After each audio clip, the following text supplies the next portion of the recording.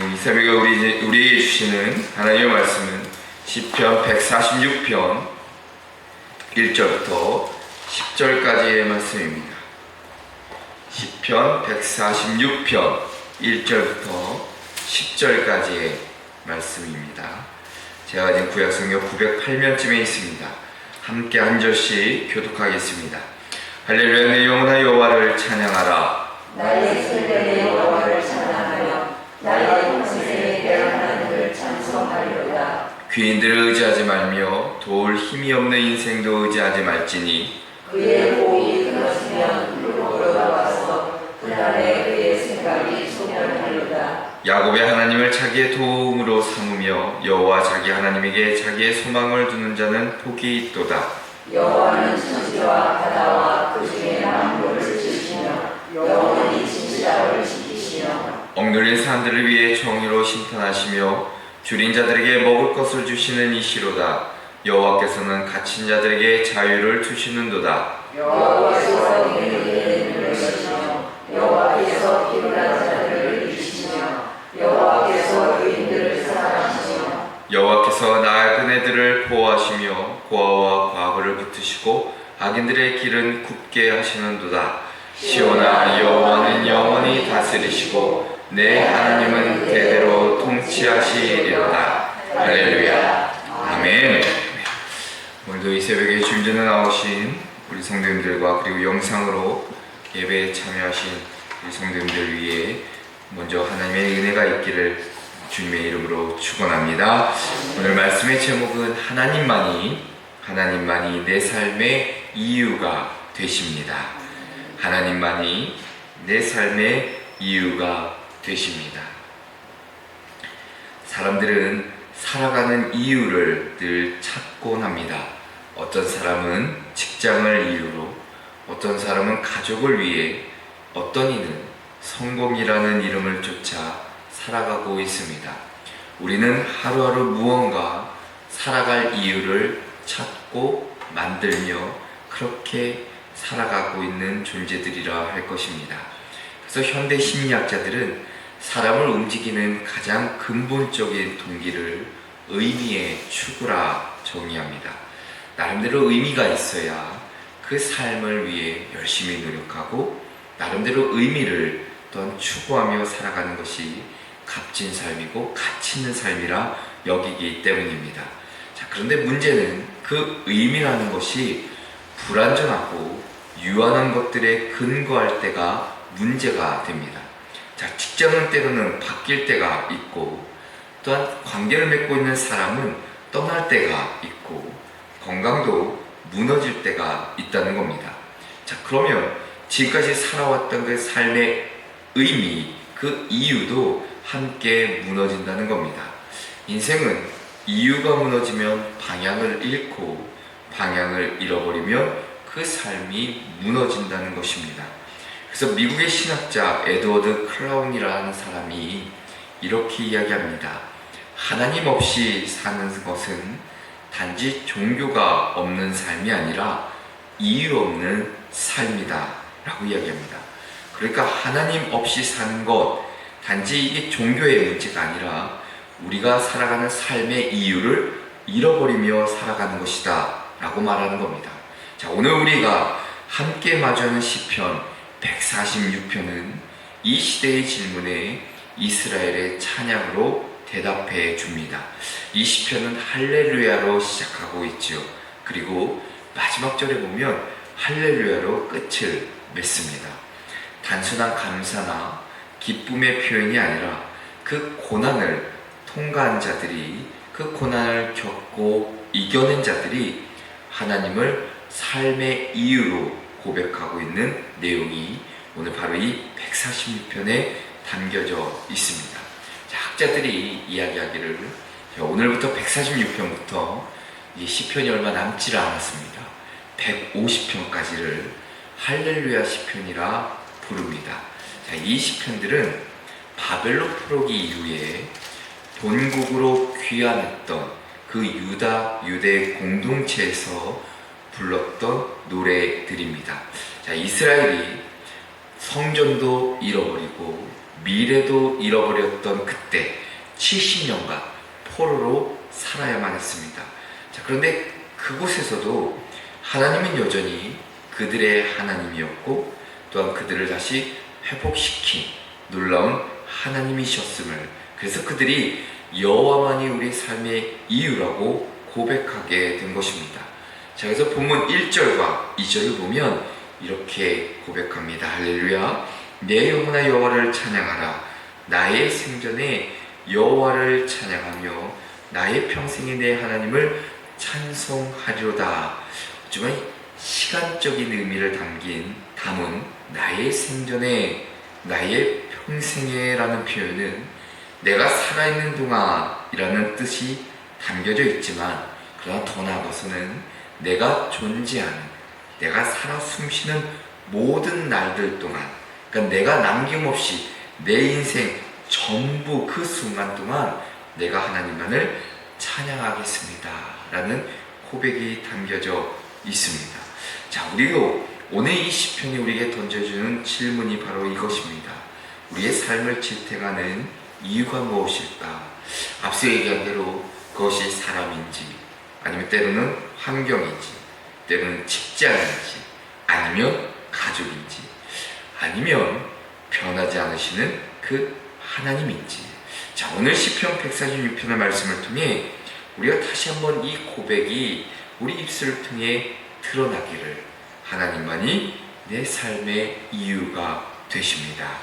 오늘 말씀이 우리에게 주신 은혜가 뭘까 함께 좀 살펴보고 기도의 제목을 얻고자 합니다. 자, 오늘 말씀에 등장하는 하나님은 바로 이들이 고백한 하나님의 그 첫째로는 바로 삶의 의지가 되시는 하나님입니다. 삶의 의지가 되시는 하나님. 자, 앞서 얘기한 대로 삶의 이유이자 동시에 삶의 의지가 되어줄 수 있는 분이 누구인가? 오늘 시인은, 저자는 분명히 이렇게 말합니다. 3절과 4절에 보면 귀인들을 의지하지 말며 도울 힘이 없는 성도 인생도 의지하지 말지니 그의 호흡이 끊어지면 흙으로 돌아가서 그날에 그의 생격이 소멸하리로다 이야기합니다. 자, 여기서 등장하는 귀인이라는 것은 단순히 권력자만을 말하지 않습니다. 자, 히브리어를 보면 어떤 높은 자, 지도자라는 의미도 담겨져 있고, 내가 의지하고 싶은, 의지할 수 있는 모든 사람들을 포함합니다. 그게 바로 귀인입니다. 자, 그리고 또 호흡이라는 단어도 기록되어 있는데, 자, 호흡은 곧 생명이고 곧 존재 자체를 뜻하고, 자, 생각이라는 단어도 있습니다. 계획과 의도를 의미합니다. 자, 사람을 의지할 수 없는 이유 세 가지를 분명히 밝혀주고 있는데, 자, 3절에 먼저 우리가 가만히 묵상해 보면, 먼저 인간이라는 것은 도울 힘이 없기 때문이라 성경이 이야기합니다. 도울 힘이 없는 인생을 의지하지 말라. 겉으로 보기엔 강해 보이는 사람도 우리의 구원자가 될 수 없다는 뜻이죠. 자, 시편 60편 11절에 보면 이렇게 고백합니다. 우리를 도와 대적을 치게 하소서. 사람의 구원은 헛됨이니이다 라고 얘기합니다. 그러니까 높은, 어찌 보면 정치인이든 부자든 어떤 탁월한 지식을 가진 이든 인간은 우리를 구원할 힘도, 우리의 삶 전체를 지탱해줄 능력도 없다는 것. 사람의 도움은 일시적일 것뿐이지 결코 영원하지 않다는 것을 오늘 이 3절의 말씀에 기록하고 있습니다. 자, 또 하나는 사람을 의지할 수 없는 이유 가운데 6절에 보면 인간은 진실함이 없기 때문이라 말할 수 있습니다. 자, 어떤 사람은 지금 도울 수 있는 능력이 있다 해도 그 마음이 언제 변할지 모른다는 것이죠. 자, 진심처럼 보이는 말도 결국 그들의 유익에 따라 바뀐다는 겁니다. 사람은 오늘 도와준다 해놓고도 내일 등을 돌릴 수 있기 때문이죠. 그런 존재라는 겁니다. 그런데 반면에 하나님은 그렇지 않다는 거예요. 자, 오늘 본문 6절을 가만히 보면 여호와는 천지와 바다 구주의 만물을 지으시며 영원히 진실함을 지키시며, 그러니까 하나님을 표현하기를 진실하시며 영원토록 변함없으신 그 하나님을 고백하고 있습니다. 자, 그러니까 인간은 진실함이 없기 때문에, 늘 변하기 때문에 의지할 게 아니다 라고 이야기하고, 자, 오늘 다시 또 4절에 보면 인간의 호흡은 끊어지면 끝이기 때문이라 성경이 이야기합니다. 그러니까 이 말은 즉슨 사람은 죽음이라는 한계를 가진 존재라는 것이죠. 숨이 멎는 그 순간 모든 계획, 그 약속이 무의미해진다라는 겁니다. 그의 오늘 이 말씀처럼 그의 생각은 소멸되고 말 그대로 흙으로 돌아가는 유한한 존재임을 성경이 이야기해주고 있습니다. 그러니까 영원하지 않는 존재를 의지한다는 것 자체가 허망한 일이라는 것이죠. 자, 그렇게 오늘 저자는 이렇게 외치는 겁니다. 5절에 보니까 야곱의 하나님을 자기 도움으로 삼으며 여호와 자기 하나님에게 자기 소망을 두는 자는 복이 있도다 라고 이야기합니다. 하나님만이 우리의 도움이 되신다. 단순한 도움이 아니라 위기에서 건져내 주시는 아주 결정적인 도움, 넘어질 때 붙들어 주시는 절대적인 구원을 뜻합니다. 그런 하나님이 바로 우리 아버지가 되어주신다는 것이죠. 자, 우리가 누구를 의지하며 살아가고 있는지 겉으로는 하나님을 말하는데 마음속으로는 사랑과 재물과 때는 건강과 명예와 능력을 의지하고 있지는 않은지, 오늘 시편 저자가 단호히 말하는 겁니다. 인생은 사람을 의지할 존재가 아니라는 것이죠. 하나님만이 우리 삶의 진정한 의지가 되어주시는 분이고, 하나님만이 우리를 도우실 수 있는 능력이 있으시고 진실하시며 영원히 우리와 함께 하시는 분이라, 그분만이 오늘도 우리를 붙들어 줄 수 있는 것이고 우리의 삶을 정말 지탱해 주시는 힘이 되어 주신다. 그렇기 때문에 오늘 하루도 우리가 흔들리는 인생길에서 참으로 어렵고 힘든 상황 속에서 하나님만을 내 삶의 의지로, 의지할 분으로 삼으시기를 주님의 이름으로 축원합니다. 둘째로는 궁극적인 소망이 되시는 하나님입니다. 궁극적인 소망이 되시는 하나님. 우리가 하나님만이 내 삶의 이유가 되시는 그 두 번째 큰 이유는 바로 궁극적인 소망이 되어 주시기 때문입니다. 자, 우리가 인생을 의지할 수 없는 이유를 살펴보았다면 사람이 도울 힘도 없고 진실하지 않고 흙으로 돌아간 유한한 존재라 말씀을 드렸는데, 자, 그렇기 때문에 저자도 이제는 진짜 의지해야 할 분, 참된 소망의 대상이 누구이신지를 밝히는 겁니다.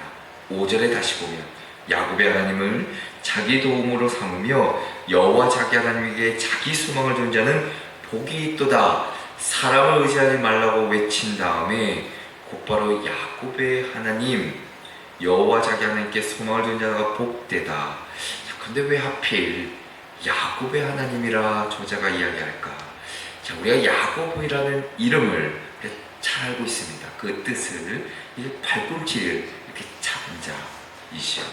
자, 야곱은 태어날 때부터 우리가 조금 확장해서 설명하면 태어날 때부터 무언가를 이렇게 쥐고 움켜쥐고 자기의 욕심과 유익을 위해 살아온 사람이었다. 에서를 속였고, 형 에서를 속였고, 아버지도 속이고, 외삼촌 라반도 속이기까지 한 인물. 무언가를 붙잡고 얻으려 애쓰며 살았던 그런 야곱인데, 이게 바로 우리 자화상 같은 인물입니다. 이 야곱이 그래요. 자, 우리도 세상에서 성공을 붙잡으려 하고, 사람을 붙잡으려 하고, 물질을 붙잡으려 애쓰며 살고 있습니다. 그렇게 치열하게 살아가고는 있지만 정작 진정한 도움과 소망은 거기에 없다는 사실을 우리가 잊고 살아간다는 것이죠. 자, 우리가 실패하고 부족할 때에도 신실하신 사랑으로 우리를 포기하지 않으시는 하나님이 진정한 우리의 소망이 되어 주신다는 것을 오늘 성경을 통해 우리에게 깨닫게 하십니다. 사람은 도와줄 것 같아도 도울 수 없는 것이고, 오늘 나를 위하는 듯해도 언제 돌아설지 모르지만 하나님은 다르다는 겁니다. 하나님이 실로 도움이 되시고 진정한 소망이 되어주신다. 왜 그런가? 오늘 6절이 그 이유를 우리에게 깨닫게 하십니다. 여호와는 천지와 바다와 그 중에 만물을 지으시며 영원히 진실함을 지키시며. 자, 오늘 그 이유를 이 구절을 통해 우리에게 들려주는데, 자, 먼저 하나님은 창조주 하나님이시다 라는 것을 고백하고 있죠. 하늘과 땅, 바다와 그 안에 있는 모든 만물을 지으신 분, 우리가 서 있는 이 땅, 이 세상 그 자체가 하나님의 솜씨이자 능력의 증거입니다. 그러면 우리가 누구를 의지해야 되는가? 만물을 지으신 분을 의지해야 되는 것이지, 만들어진 피조물을 의지해서는 안 된다는 것이죠. 오늘 6절의 말씀에 그것을 우리에게 일러줍니다. 자, 또 하나, 영원히 진실함을 지키시며. 사람은 앞서 얘기한 대로 약속하고도 지키지 못할 때가 있고 마음도 바뀔 때가 있지만, 하나님은 그 약속을 끝까지 지키시는 분, 신실하신 분, 진실하신 분, 결코 우리를 버리지 않으시고 우리 손을 놓지 않으시는 그분. 저자가 그래서 이야기하는 겁니다. 이 하나님께 소망을 두는 자는 복이 있다 라고 이야기하는 겁니다. 자, 시편 54편 4절에도 이렇게 고백합니다. 하나님은 나를 돕는 이시고 주께서는 내 생명을 붙들어 주시는 이십니다. 시편 62편 5절에도 저자는 이렇게 고백하죠. 나의 영혼아 잠잠히 하나님만 바라라. 무릇 나의 소망이 그로부터 나오는도다 고백합니다. 오직 하나님께 소망을 두는 삶, 그분의 신실하심과 도우심 안에 사는 인생, 야곱의 하나님을 나의 하나님으로 고백하며 살아가는 삶이야말로 진정 가장 복된 인생이라 할 것입니다. 이 은혜를 오늘 하루 누리시는 저와 여러분 되시기를 주님의 이름으로 축원합니다. 끝으로는 연약한 인생을 돌보시는 하나님입니다. 연약한 인생을 돌보시는 하나님. 자, 오늘 말씀을 7절을 보면 이렇게 고백합니다. 억눌린 자들을 위해 정의를 시행하시며 줄인 자들에게 먹을 것을 주시는 여호와시로다 라고 말씀하시죠. 자, 어찌 보면 하나님은 억눌린 자들의 정의를 회복시켜 주시고, 어찌 보면 줄인 자들에게 먹을 것을 주시는 분이다. 이 말씀은 단지 이 가난만을 의미하지 않습니다. 마음이 눌리고 희망 없이 살아가는, 소망 없이 살아가는 이들을 위한 하나님의 정의, 하나님의 돌보심을 말씀해주고 있습니다. 더 나아가서 7절 하반절에 보면 여호와께서는 갇힌 자들에게 자유도 주신다. 육체적으로 갇힌 자, 정신적으로 얽매인 자, 죄의 사슬에 매인 자들, 묶인 자들에게 자유와 해방을 주시는 분이 바로 하나님이시다 말씀하고 있습니다. 게다가 8절 상반절을 보면 여호와께서 맹인들의 눈을 여시며 여호와께서 비굴한 자들을 일으키시며 라고 말씀하시죠. 보지 못한 자의 눈을 여신 하나님, 좌절과 무기력 속에 엎드린 자를 일으켜주시는 하나님. 이 세상은 약한 자를 외면하고 넘어진 자를 짓밟지만 하나님은 그런 자들을 붙드시고 세워주신 분이라 말씀해주고 있습니다. 그리고 더 나아가서 8절 하반절에 보면 여호와 하나님은 의인들을 사랑하신다. 자, 세상이 외면해도, 세상이 알아주지 않아도 하나님은 의로운 자를 기억하시고 사랑해 주신다. 하나님이 사랑하시는 자 결코 외롭지 않습니다. 그 사랑 안에 머무는 자 결코 버림받지 않는다는 겁니다. 9절에도 보면 여호와께서 나그네들을 보호하시며 고아와 과부를 붙드시고 악인들의 길은 굽게 하신다 말씀합니다. 그러니까 하나님은 사회적으로 볼 때 약자들, 보호받지 못하는 나그네, 세상에서 가장 연약한 존재로 대표되는 고아와 과부를 돌보시는 분이라. 그리고 악인의 길은 굽게 하신다. 불의한 자들의 계획과 길은 끝내 꺾으시는 분이라 오늘 고백하고 있습니다. 자, 사람은 강한 자를 따르고 성공한 자를 높이고 조건 있는 사람, 계산된 도우심만을 줍니다. 하지만 하나님은 조건 없이 약한 자를 돕고 낮은 자를 세우며 억울한 자의 정의를 회복시키시는 분이라는 것을 성경은 계속 우리에게 들려주고 있습니다.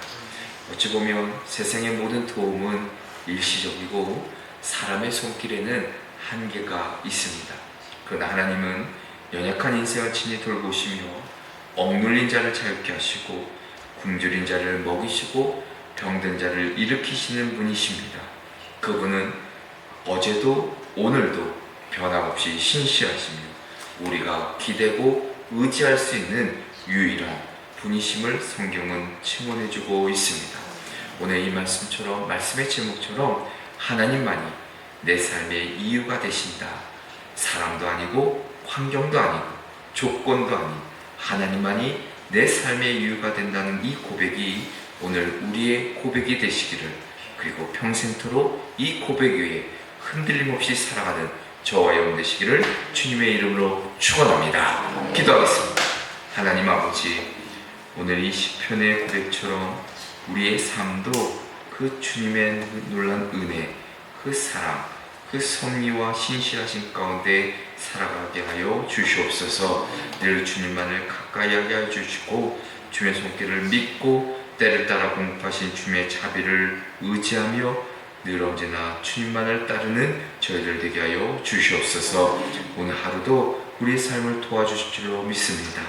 세상에서 경험하는 숱한 어려움과 역경들, 수많은 유혹과 미혹 속에서도 우리의 소망이 되시는 주님만을 붙잡게 하여 주시고 우리 연약한 인생을 돌보시는 주님만을 바라보며 무릎으로 기도하는 저희들 되게 하여 주시옵소서. 도우실 줄 믿고 주 예수 그리스도의 이름으로 기도합니다. 아멘.